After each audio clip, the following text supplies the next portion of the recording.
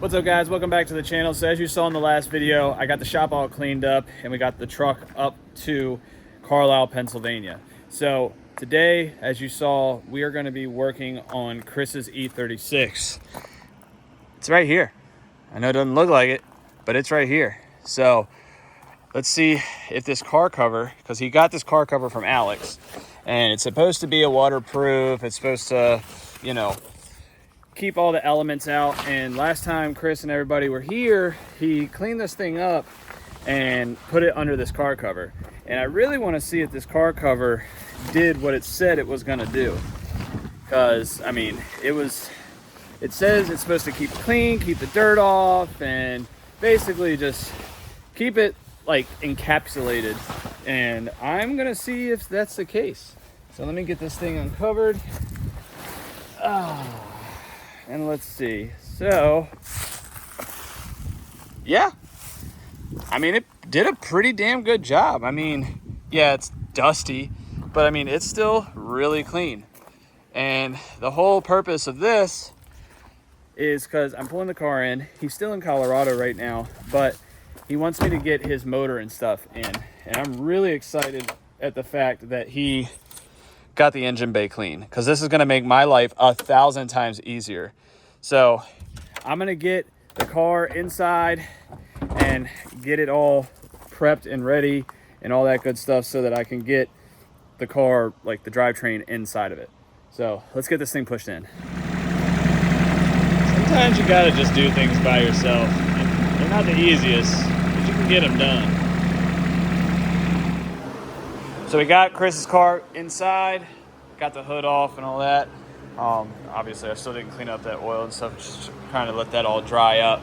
So I'm gonna get this thing set up on the rack, and then what I need to do is dig his motor out and his trans out.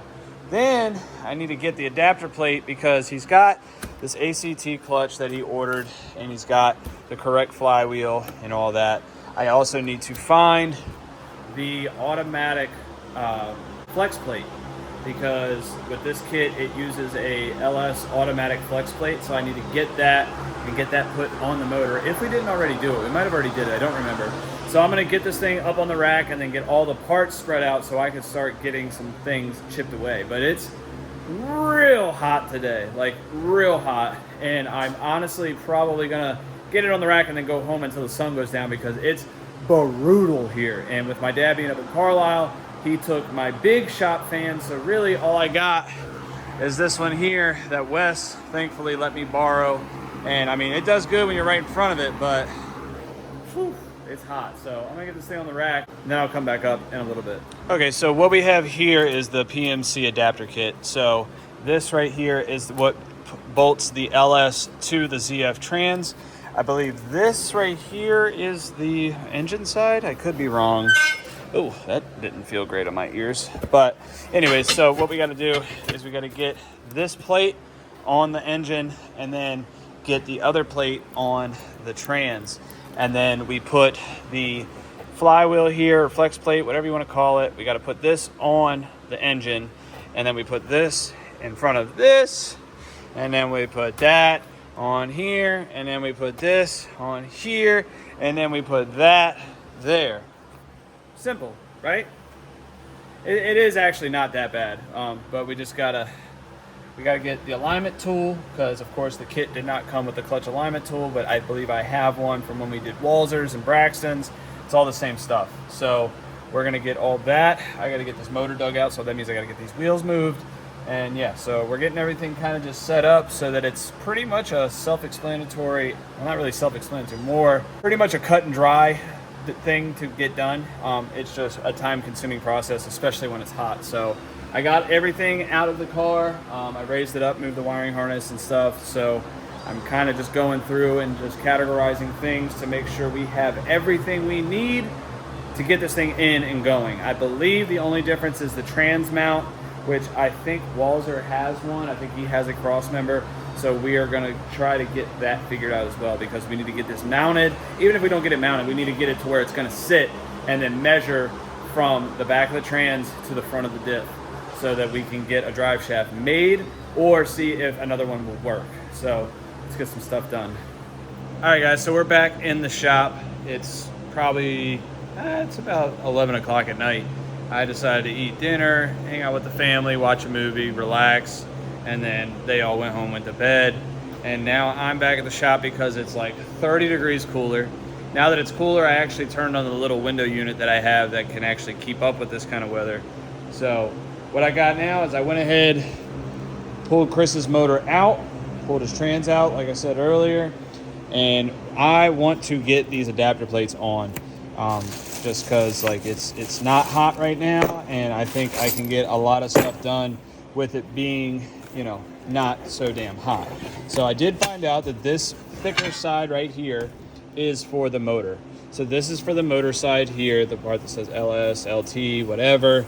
And this is like a girthy piece of aluminum, dude. So we're gonna get this one on the motor, and this one here goes on the trans. So this right here goes on the trans. Pretty sure the BMW logo actually goes up. So we'll get all that figured out when the time comes to get it on there.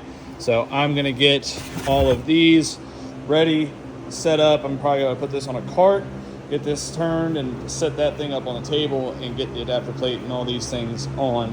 I would like to try to get these mated tonight. Maybe not in the car, but definitely mated together and ready to go in. So let's get that going. So what I am gonna do is I'm actually gonna get this old shifter off of here. I'm gonna save these linkages and stuff and these clips because he actually also got a new shifter for the trans. So I'm gonna get these off of here, clean this up, and just get these all out of the way, because it's also gonna be easier to put the trans and motor in without the shifter on it. So I'm just gonna pull these little clips, get these popped out. Actually, let me go grab a screwdriver and I'll get these off right now. All right, so basically all this is you just pull this clip up. I'm gonna try to do this with one hand, so if it's shaky, just like that, dropping screwdrivers. Here, I got another one. Let's see if I can get this. So you literally just pop this little clip up. Again, like I said, it's kind of hard with one hand, but I'm gonna do it for you guys. Oh, hang on. So I gotta pull this all the way out. There we go. And then you just kind of wiggle it up, like so. Get it up out the way. And then you kind of got to work it a little bit to get the clip actually out. So I am going to need two hands for that.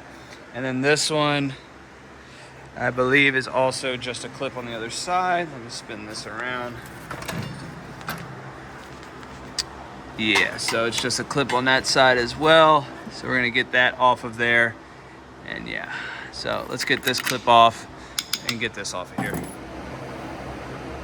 So what I'm gonna do on this side actually is get this little rod out, because you just get a little punch. I am all over the place. Get a little punch, knock this pin through. Hopefully it just comes right out.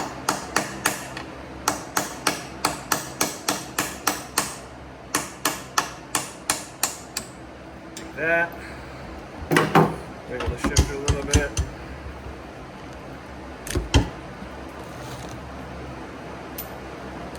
Just like that. So now that is off. And then knock this one. I kind of think this one kind of just slides out a little bit. Like that. Let's see. Yeah. So I already got the pin out of that one.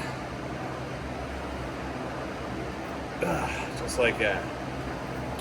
So that shifter is off.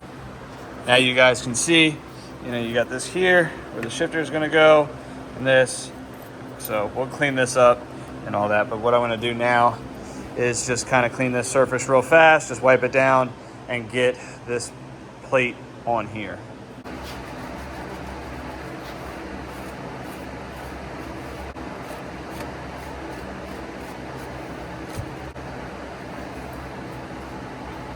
So as you can see, this one actually lines up pretty good. I mean, I'm pretty sure it's a lot like this.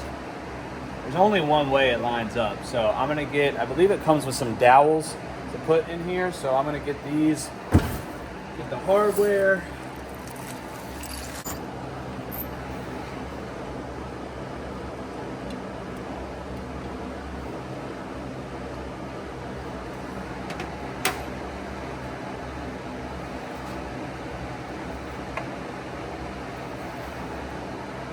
So like I showed you guys, that does come with dowels, and I dropped it.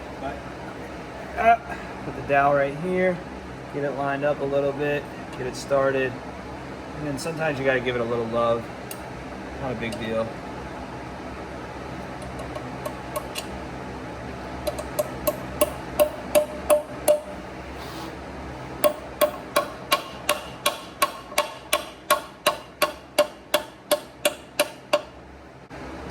Dowel in there. It's got a little groove already in the trans, so you just kind of have to line it up just a little bit.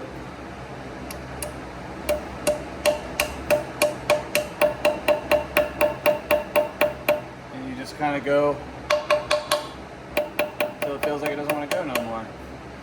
Like I said, it's got a little groove, so it'll stop on its own. As long as it's not sticking past the plate, you'll be fine. So grab your plate, find where it goes. I'm pretty sure it's just like that.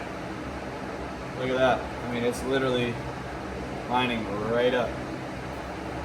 So, pretty sure that's it. We'll double check. Yep, so it looks like right there is our bolt holes, and we're good. So let's get this all bolted down. So I got it all started on there. I think what I'm gonna do now, before I actually tighten this, what I'm actually gonna do is probably get the plate on here just so I can make sure that it lines up properly. Because there's actually multiple ways that it could work, but for your application, you gotta make sure that it's the right one. So I'm going to get this plate put on the engine and go from there. The only issue I am finding is that this bolt right here is actually getting in the way of the adapter plate. So I'm just gonna take these two off because it's just for, you know, a little hook for the chain. So I'll just get that out of the way and we'll find different bolts to put in there later because I want to get this adapter plate on there. So I'm going to zip these off real quick. Look at that thing, dude. So that thing is beefy on there. The only thing I did notice is that on his oil pan, the like Holley ones and the factory ones, they have a bolt that goes through here. So we might have to address that, either finding a different oil pan or maybe just, you know, it'll probably be fine because I mean this is a thick piece, so I think we'll be all right there. Because also the starter will be mounted here. Like I think we're gonna be fine. So we're gonna get the flywheel and all that stuff put on there, and then go from there. And a lot of people, I'm not sure if you know or not, but this one with this kit, you have to actually use a automatic LS flywheel, pressure plate, whatever you want to call it. Some people call it flywheel, some people call it pressure plate, whatever. Correct me, don't correct me. Tell me what you call it, don't matter. So you just line this one up, like so, because there's an extra little hole here. It's actually like a line-up hole or whatever. And then the kit gives you longer bolts, because you get this all the way on there, and then you put the big flywheel piece here. So let's get this pushed on there, get the other one on, get the bolts started. All right, so I got all the bolts Loctited. I'm gonna just kind of run them in with this gun, just slowly, just get them a little snug so that we can torque them. I went ahead and torqued these bolts and stuff, so I'm just gonna get these ran down and then torque these. Kind of going in a star pattern.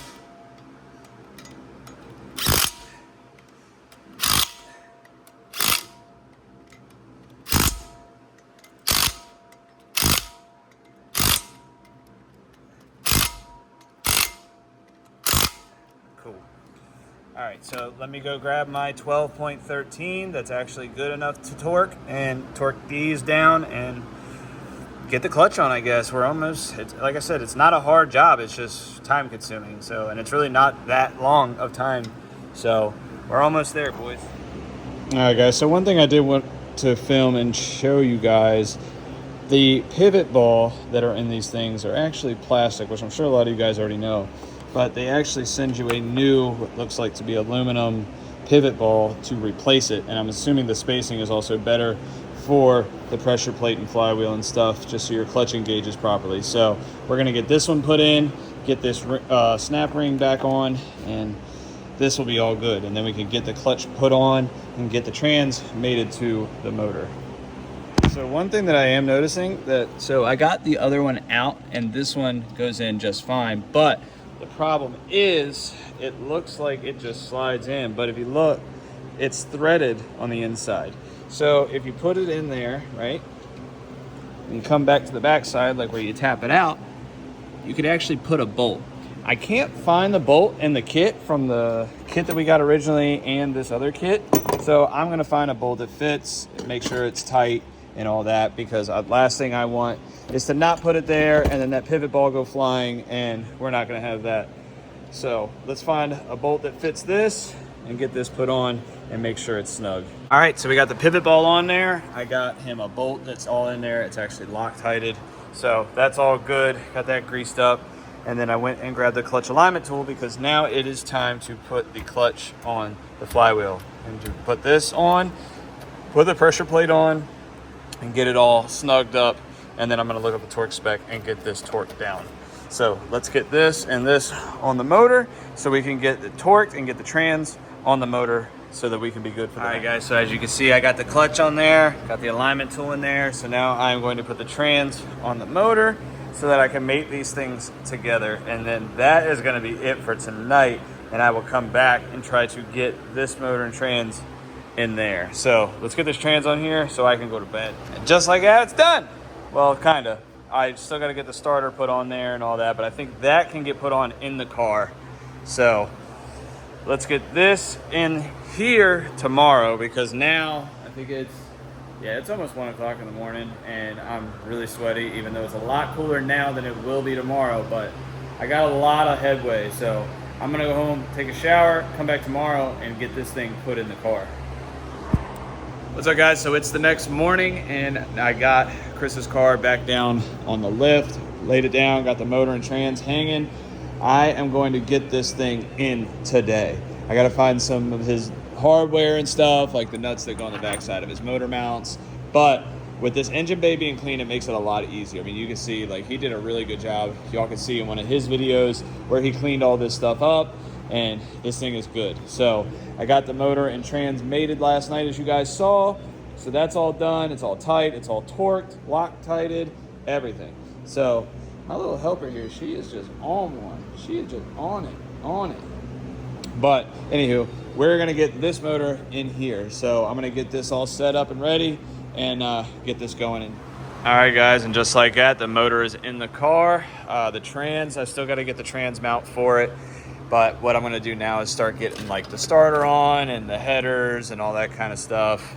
Just because, I mean, the more I get done now, the less we gotta do later. So I'm just gonna power through it, sweat my ass off, get as much done before, you know, Chris decides to come back and just start hammering this stuff out, because I mean, ain't nothing to it but to do it. So we're just gonna get after it. Probably not gonna film much just because it's hot. I'll just give y'all updates as I go, so. All right guys, so that's probably gonna be it for this video with working on the E36. We are waiting on a couple parts, and we're also still waiting for Chris to get here from Colorado. I'll show you real fast from underneath the car. We got the PMC adapter plate and all that stuff in. We are noticing a little bit of small clearance issues, but we think we might be able to finagle some things. We got to try to move the motor forward possibly, but we're going to figure it out. Get a cross member for the transmission, get the headers on. So unfortunately, hey, look, she's back. Yeah, say hi. They love you. Yeah.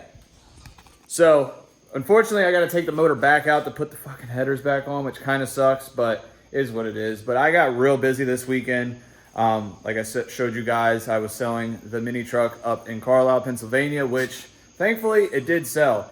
I had this guy call me and he was like, hey, I want to buy this truck for my son. I think it'd be really cool instead of like a fart can car that he's going to get in trouble with or just drive it like an idiot. He ended up backing out, unfortunately. His son said he wasn't really sure if it's what he wanted. But so on the way up there, my dad calls me and says, you need to hurry up here. I got this kid sitting here waiting for you to get here. He really wants your truck. And I said, great, I'll be there in 30 minutes. So I got there, talked to the guy. We made a deal. So the Ranger is sold. I already took the tags off. It's sold. The guy already gave me a down payment.